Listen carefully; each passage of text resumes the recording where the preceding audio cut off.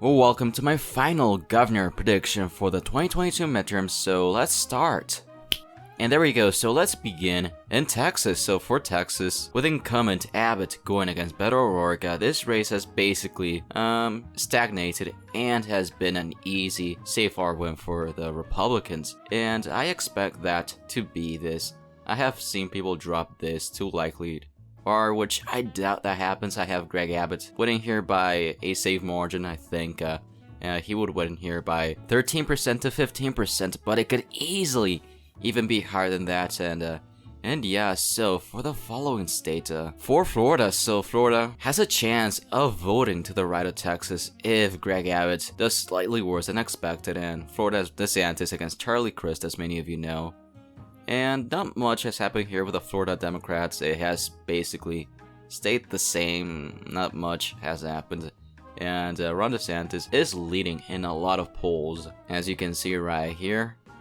And this will be a change in my margins. I will officially put this from likely R to safe R. I think Ron DeSantis will be able to win here by 12% to 14%. Those are the margins. And now for Oklahoma. Kevin Stitt is quite unpopular in this ruby red state, and Joey Hoffmeister, former Republican turned Democrat, has a big name status in the state. And the pollsters with the good ones, because Sooner poll, it was a really bad polling. They even had Trump only winning in Oklahoma by 12% last time I checked, and you can see right here. Emerson does say that this could very well be within single digits. I think they're going to be a couple points off. So in my opinion, I think that Kevin Stitt barely misses out on this being a likely state. I see Stitt winning here by a margin of 12% to 14%. But if that actually happens and there's no polling error, that would be really embarrassing. That we could actually see Florida and Texas vote to the right of Oklahoma, and tells you how unpopular Kevin Stitt truly is. And yeah, before going to the likely states, 4 other ones, I see McMaster in South Carolina winning by 12% to 14% against Joe Cunningham, and I see Westmore winning in Maryland. I'm not too sure what the margin will be against Cox, but I'm going to say that it's probably going to be more than 15%, most likely. And now for the likely states, so for the first one, that is almost a safe race. That would be Colorado. So Colorado, Jared Polis against Haiti Ganal. And this could very well be a safe state, to be honest. It is Colorado, too. And Emerson has really been one of the few pollsters that have polled a lot of races. They even polled Kansas, by the way.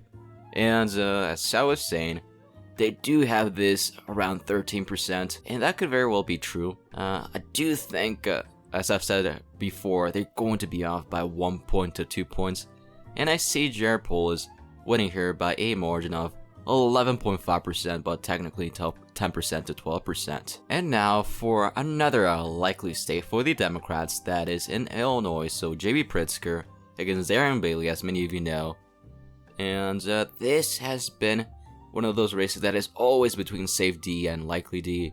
Here are the polls. The latest one by Emerson does show this at a 10% win for Pritzker, which could very well mean a lot of things. Right here you can see other pollsters. I am quite tempted to perhaps put this at a 9 to 11%, which I will put this at a JB Pritzker win of 9 to 11%.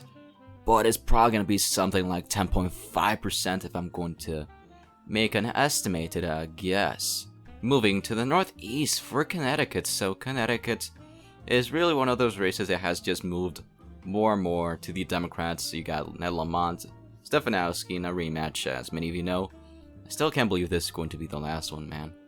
And right here you can see there's been a lot of iffy polling, but all of these do have a trend that shows Stefanowski just lagging behind, and perhaps he's able to build some form of a new coalition and make it closer, but it just doesn't look like that's going to happen. And I'm going to do a big move for my final prediction. It's not going to be safe, but it's going to be quite close. I'm going to say that Ned Lamont wins here by a margin of 9 to 11%. So yeah, a big change from last time. And now for Alaska. So Alaska, with a ranked choice voting system, it's going to be hard to predict the margin, but whatever. So Dunleavy, Gara, Walker, I think he was the former governor, if I'm not mistaken. Yep. So that could affect things. And Pierce, polling, has there been any new recent ones? No. But yeah, that's what I'm saying. It's really hard to put out a margin for Alaska. I'm just gonna say it's going to be likely, not Democrat, likely, not like Potola is there, likely R by a margin similar to Connecticut, 9 to 11%, but it could be anywhere from, who knows, low likely margin to even high likely margin or even safe. But yeah, that's it for that one. Now let's go to Georgia. So Brian Kemp is running away with it against Stacey Abrams. Another rematch, as many of you know if you didn't know yet. Polling is really interesting. So is there anything from what the pollsters are saying? So yeah, right here it says lean R, likely R, no safe R. Yep. And right here, has there anyone from any new ones from Emerson?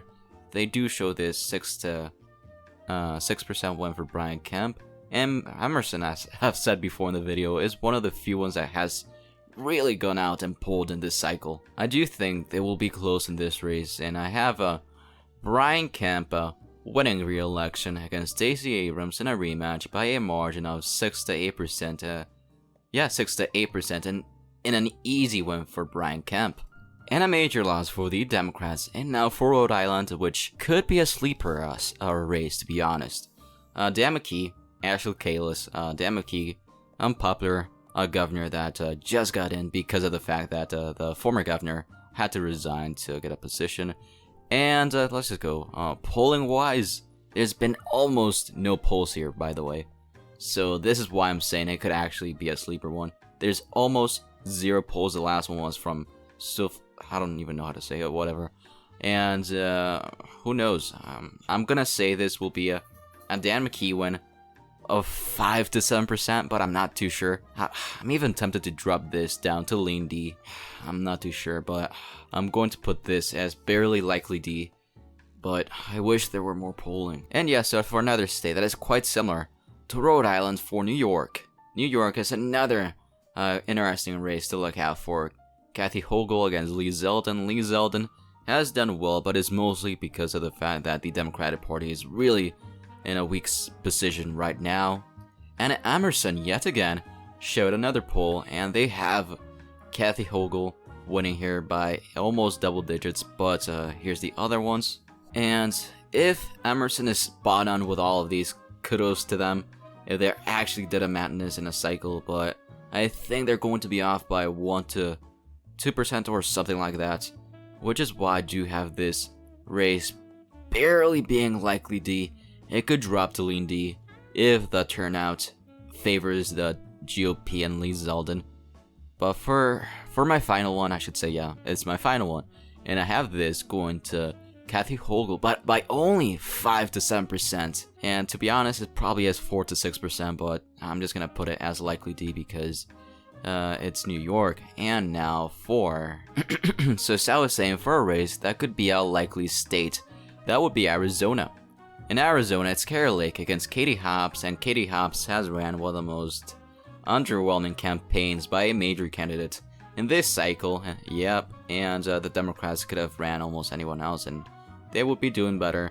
And Kari Lake is en route to win by a decent margin, especially because of the fact that this should have been a competitive race, but no. And Emerson does show this being an easy win for Kari Lake, and I'm going to say this will be by a margin of 3 to 5%. There's a bit of a chance that Kari Lake could win here by a likely margin, which could happen. I'm gonna give that like a 25% chance of occurring, but I'm going to say it's going to be lean R by 3 to 5% and a huge Kari Lake win. Moreover, let's go to the Rust Belt in Minnesota, where Tim Walz running for re-election. Scott Jensen, Dr. Scott Jensen, I should say, against Matt Birk, with Matt Birk. And the predictions have been quite stagnant for a while since the last one I made in October, and not that much has occurred. Right here you could see no Emerson poll for this one actually, and Trafalgar does show a Scott Jensen win, which, if they're right, kudos to them. But I think Minnesota, it didn't go blue, or I should say, it didn't go red in 2020, and I doubt it goes red in 2022. But it would be such a Minnesota moment if it did that. And I have Tim Walz winning by a margin less than Arizona, of course, of 2 to 4%. I think Walz wins here by probably like 3%. And now back to the Southwest in Nevada. So Nevada, Joe Lombardo has done quite well against Steve Sisolak, and Nevada is really not looking too good for the Democrats unless we see a massive polling error. Lombardo right here. Emerson actually shows a Lombardo win of around 4%, which they could actually be right if things do hold like that, or they just oversample Republicans. But if Joe Lombardo, law and order, and just his past as a police officer and all that sort of stuff does in fact help him in Nevada, I could see him maybe even getting more of the vote than Carol Lake.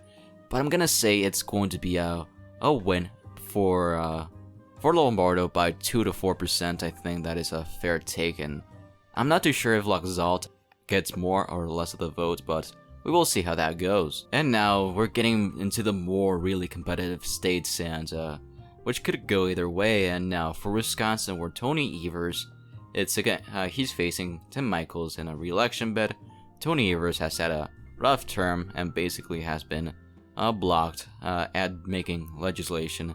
And right here you can see Emerson yet again doing a poll, and they show only a narrow Tim Michels win, fun fact. But here's the other ones. I do have Tim Michels winning here. I'm not too sure whether it's going to be 1 to 3% or 2 to 4%, but I'm gonna say it's going to be 1 to 3%, but probably gonna be around the margin of 2.5%. And now moving to the Northeast for Maine. So Maine is one of those that I'm really not too sure what could happen. Janet Mills, incumbent governor against former governor Paul LePage. But the issue in this race is that will we see another huge gaffe by the polling industry, just like we saw in 2020 in the Senate race that happened, and it was a huge polling miss by almost 20%, which could help Paul LePage. I'm going to put this as lean deep by 1 to 3%, but this is one of those to look out for because the polling industry could be wrong, and we could see somehow perhaps Tilt D, or I don't know, even lean R or Tilt R Maine, but just gonna put this as lean D, but not too sure. This is one of those to look out for because this could be a hot spot for a polling error. And now back to the Rust Belt for Pennsylvania. Pennsylvania has been one of the most interesting races throughout this cycle. Josh Shapiro against Doug Mastriano. Doug Mastriano was doing well for a couple months, but then the National Republicans decided not to give him money for months, and this has affected him quite a bit, which is why Josh Shapiro has gotten a decent lead. And you have Trafalgar that also shows Doug Mastriano down by 5%. Not a good look. And Emerson, for some reason, shows Mastriano down by 10%, which I doubt is going to be safe D almost. I'm not too sure how this race will go. This is another hot spot for a polling miss, by the way. But even then, I don't see things going well for Doug Mastriano, and I have this as a Shapiro win of around 1.5% to 2%. There's a chance that if the red wave is big enough and there's a polling miss, it could be red somehow, but it's not looking good for Doug Mastriano, especially because it's the last week of the campaign. But we will see what happens. But still, lean D, Josh Shapiro win. And we are getting closer to basically the tilt states. Let's start off for New Mexico. So New Mexico, Michelle Lujan Grisham against Mark Ronchetti. Grisham has been quite a weak incumbent and is perhaps going to only not even get to 50%. And polling right here, Emerson does show this almost as a neck and neck race, and this one could easily go both ways. And I'm going to put this as lean D only by a margin of 1.25%. It's almost tilt D, and I'm not too sure, man. I'm going to put this as lean D, but I might revisit this at the end of the video. I'll see. Ronchetti really needs a lot of Latino support for him to win, and he needs the trends to really save him in this race. But we will see what happens. And now for Michigan. For Michigan, this one is another hot spot for a polling miss. It does have a history of having a polling miss in the past, and you know, Tudor Dixon against Gretchen Whitmer endorsements right there, and the polling right here has been narrowed up. Emerson right here does show Whitmer went by around 4%, but they probably, I don't know. And as I was saying, I will say that just purely because of the historical polling trends, misses, I should say, the polling misses in the past, I will drop this from lean D to TLD. I think that Tudor Dixon does have a shot, and she will probably lead at some point, but in the end, I do have Whitmer winning here by a margin of 0.75%. But this, just like Maine and Pennsylvania, could be a sleeper flip for the GOP if the polling miss is big enough, but yeah, that's about it. And now for, my opinion, truest of Tossups in these races. First of all, for Kansas. For Kansas, the Kansas Democratic Party has had a good year. And the main issue for the GOP is Dennis Pyle. So Dennis Pyle was basically pushed into going into the race by the Democrats, and he is, according to Emerson, he's getting 5%. But I think by election day, I think a lot of times you see third party people, voters, go for one of the major parties, and I see them going to Derek Schmidt, but even then it's going to be a toss-up in my opinion. Here's my take on the race. So I have Derek Schmidt win by 0.5%, and if Laura Kelly is somehow able to pull it off, not only in a red wave midterm, but in a almost, not ruby red state, but a Trump safe state as well, going against in a re-election bid, then kudos to her. I think if she somehow pulls it off, then kudos, because I think that would be the first Democrats re-elected in a long while in Kansas. So yeah, this is basically a true toss-up, but I'm going to give Derek Schmidt the win purely because of the national environment. And for Oregon, so Oregon has had some big news recently. Oregon is probably one of the hardest states to call right now. It's Kotek, Drazen, and Betsy Johnson, and the reason why I'm not that really confident of a win by Drazen is because of the fact that Betsy Johnson is really truly going down the hill and might not even break 10%. What I believe will occur is that I think Johnson will not be able to win by double digits right now. It does seem like that, which is why I do have this going to the Democrats yet again, and I see Tina Kotek winning here by a really close margin of 0.5%. But if Betsy Johnson numbers drop down and crash down before election day even more, then Tina Kotek could win here by a lean margin of, who knows, 2 to 4%, but just like Emerson showed. And I'm gonna leave this as TLD just for now, and for my final one, of course. I am tempted to move down New Mexico to TLD. I do have Grisham barely winning here by 0.75% to 1.75%, but that technically means it has to be lean D. And yeah, for my final map, here it is. I will say you gotta look out for polling misses in Maine, I'd say Pennsylvania, Michigan, Kansas, perhaps New Mexico, and Oregon, basically all those. And alongside New York, of course, and Rhode Island, those are going to be the most interesting states to look out for. And yeah, as you can see, the Republicans won with 29 seats against the Democrats' 21 seats. Thank you for watching my final governor prediction. Feel free to leave a like, and see you next time.